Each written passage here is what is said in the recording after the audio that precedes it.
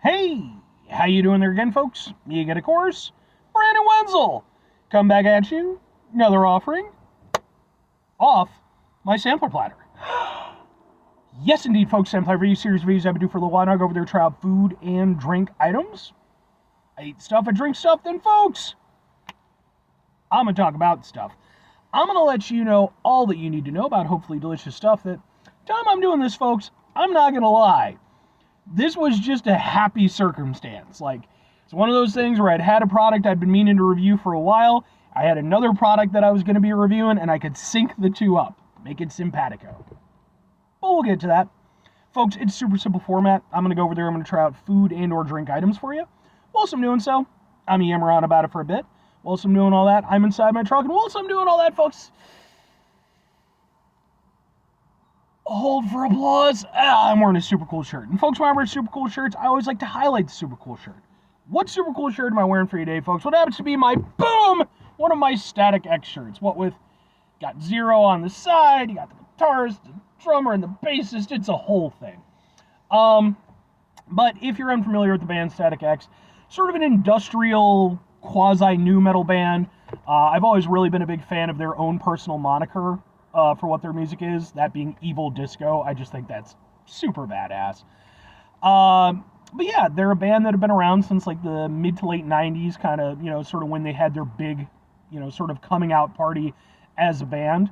And definitely, I mean, for a while, like, they were really holding their shit together. And it wasn't really until, the nu metal scene started to drop off, you saw a little bit of a dip in terms of, kind of their more mainstream popularity. But Static X, awesome band. Sadly, the lead singer passed away about a decade ago at the time I'm doing this. But the rest of the band, they went over there and they started up the band again, got things going, and now we have the Project Regeneration version of the band as it is. That's why we got Zero here leading the front.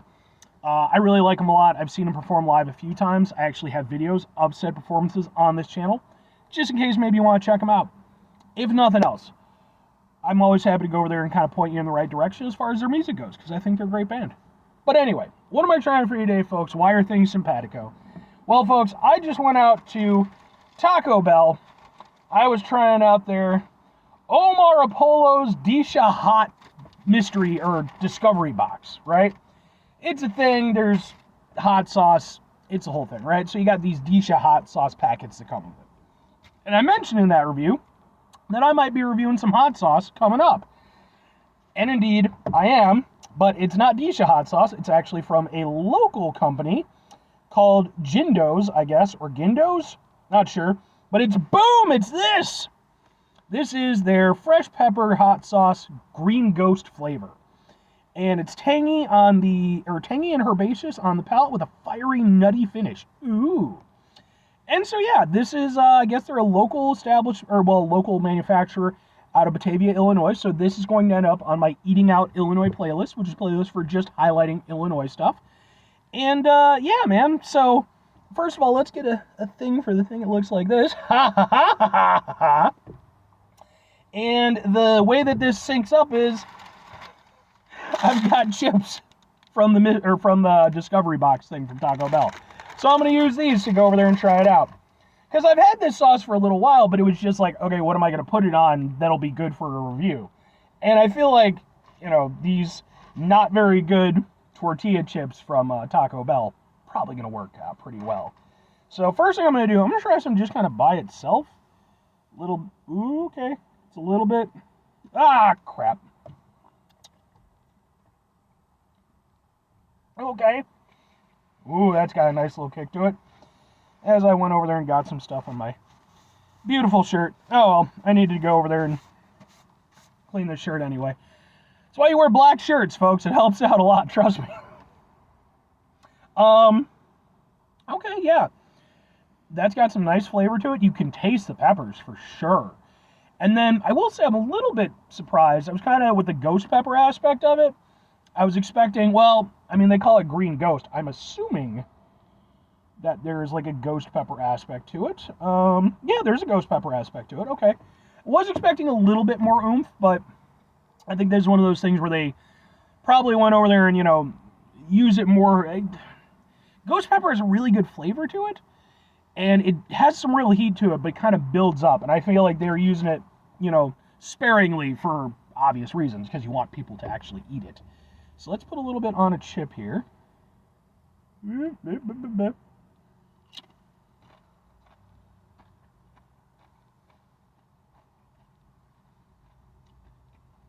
Oh, yeah.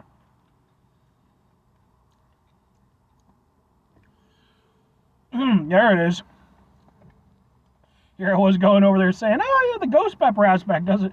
No, that's proper ghost pepper stuff. The thing about ghost peppers with the heat, they're a grower. One of the reasons why I like ghost pepper sauces is because they're really spicy, but they still manage to have a lot of flavor. Part of that is because there's like almost a little bit of a delay before you get to the real heat, like it builds up. And you definitely have that aspect here, You still get a nice punch at the beginning, but it's more sort of, again, that peppery kind of flavor. And then you get the wave of heat from the ghost peppers. Okay. All right, I'm liking this. We're having a good old time here today, folks.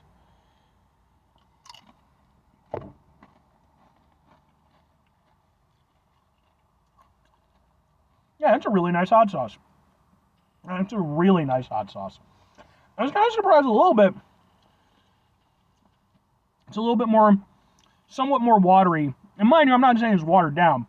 But I was thinking, typically when I think like ghost pepper sauces, I think very thick, very viscous.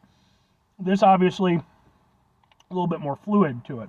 But it's nice. I like the way that it carries. The heat is very much a full mouth kind of heat. It doesn't really get you in the back of the throat too much, but it hangs on your tongue. And the really nice thing about this, and again, working in one of the things that I really like about ghost pepper hot sauces, is that it has that heat, but then it's also got a lot of nice flavor to it. Like, you're still tasting all the other elements to it. In fact, so I'm going to put a little bit in the cap so I don't spill it all the hell over again. Oh, yeah.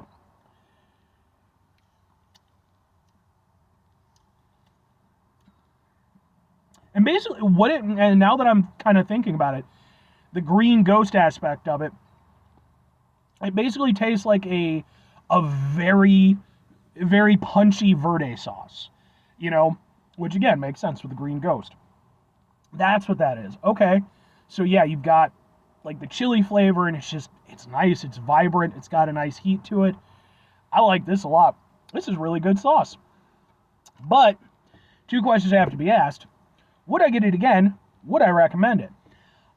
I mean, I have to go with yes and kind of. For me personally, this is doing a lot that I want out of a hot sauce. Because if you watch my channel long enough, you know that, I've eaten some pretty hot sauces. But the thing is, like, realistically, crazy hot sauces aren't my go-to to just have in my fridge. I might review them and stuff. I'll certainly use them as time goes by.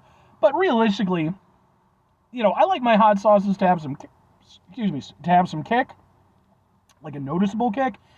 But I don't need them to be ridiculously hot. This works in that perfectly, where it's got a nice heat to it, but it's not overly ridiculous. I could put this on things comfortably and enjoy them and just enjoy the experience, but also enjoy the flavor. And, that really is the key. Like, having a hot sauce is nice, and it can be fun for a gimmick, but if it doesn't have the flavor, then it's just a gimmick. This isn't a gimmicky hot sauce. Like I said, it's like an extreme verde sauce that still manages to taste really nice and fresh, really nice and vibrant, and then it also has this level of heat that I personally enjoy. I would definitely get this again. This hits for me as a hot sauce. Now, that said, would I recommend it? Kinda. At the end of the day, although it's not a crazy hot sauce, it is definitely going to be hotter than most people are probably going to go for. Even though I feel like as time has gone by, at least here in the United States, I feel like we've gained an increasing level of tolerance for hot sauces, like just as a society, because it's become more prevalent in so many different types of cuisine and stuff, than certainly at least when I was a kid. You weren't hearing about ghost pepper sauce when I was a kid. It would have killed half of America. But at the same time, it is still a ghost pepper sauce, and I still think that most people would probably find it to be a bit much. But I think if you're somebody, you already know that you have that, enjoyment, that tolerance for, some proper hot sauces. Yeah, absolutely. Because otherwise, like, it's a really nice sauce. And honestly, even outside of that, it's a hot sauce that I could see if you incorporated it into things. Just the flavor of it's really nice to give it a little extra kick, So, maybe use it as a tool instead of, but I think there's a lot of things you could do with it because, again, I think the flavor on it's really nice.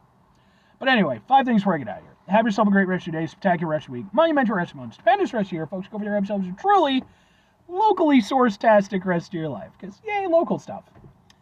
Final 2 things. Number 1, try to bring some positivity into the world. It's not always possible. It is, however, always appreciated. But what you do can't do it all the time. I know I can't do it all the time. Here's what you're going to do, folks. You're going to try not to be an asshole. Folks, not always the easiest thing in the world to not be an asshole. Trust me. I know it. I live it. I'm out there every day with you in it.